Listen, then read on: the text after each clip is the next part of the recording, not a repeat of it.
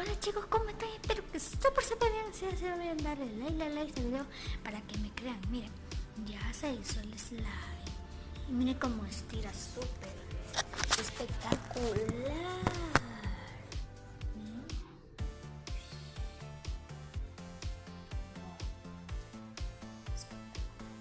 ¿Saben cómo lo hice? Lo mezclé como estaba así, ¿no?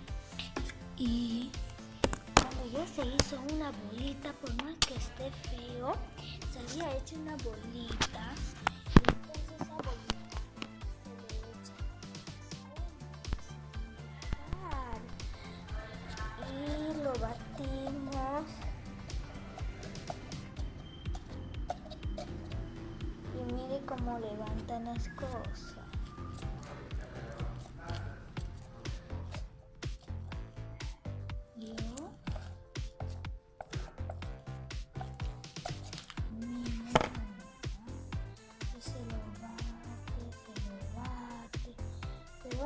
Tiene que ser con la mano.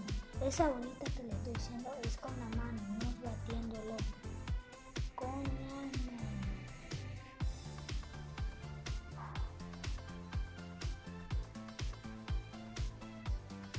¡Wow!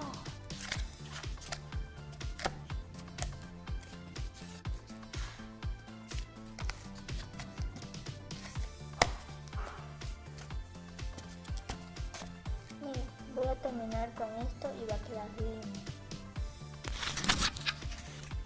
Amigos, miren cómo quedó, aunque no se limpió mucho, pero igual. Miren. Bueno amigos, este fue el video de hoy. Espero que le haya gustado. Y si así deben darle like a este video y darle like. Espero que le haya gustado. Bye.